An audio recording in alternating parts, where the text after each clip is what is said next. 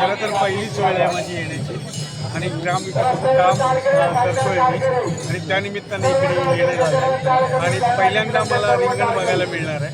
त्यामुळे हा माझ्यासाठी खूप आनंदाचा क्षण आहे आणि मला वाटतं म्हणजे पहिल्यांदा आल्यामुळे जेवढे वारकरी पाहिले प्रत्यक्षात की त्यांची आता इकडे आल्यानंतर त्यांच्याकडे केलेल्या सुविधा ज्या आहेत त्या उत्तम आहेत आणि आम्ही सगळ्या काही त्यांच्या ज्या ग्रामविकासाने केले त्या उत्तम आहेत.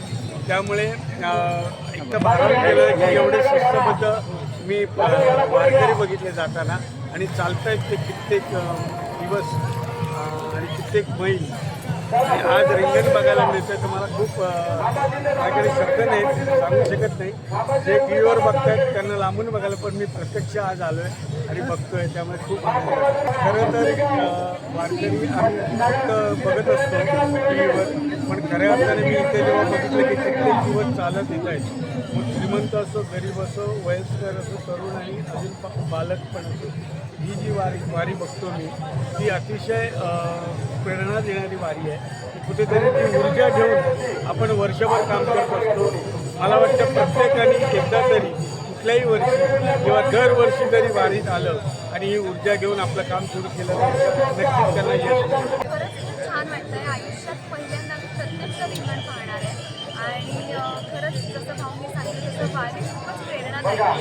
मी पहिल्यांदा वारीत आले आणि हे सगळं मला अनुभवायला मिळालं आहे. माझं भाग्यच आहे.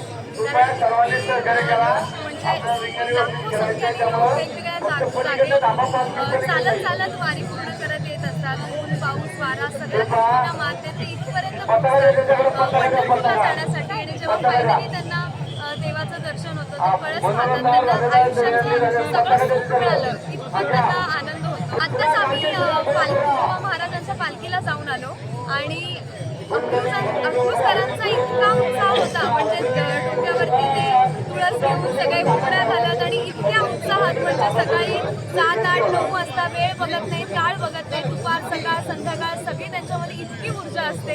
कोणी वीणा वाजवत असतं, कोणी तबला वाजवत असतं, कोणी टाळ वाजवत असतं आणि हजारोनी सगळे एकत्र येऊन कोणी कोणाला ओळखत नसतं, कोणी त्यांना कंट्रोल करत नाहीये, पण इतक्या ऊर्जाने ते सगळे एकत्र येऊन पालखीच्या मागे जात असतात. सगळे मिळून आनंद सोहळा साजरा करत असतात. ते खरंच खूप आनंद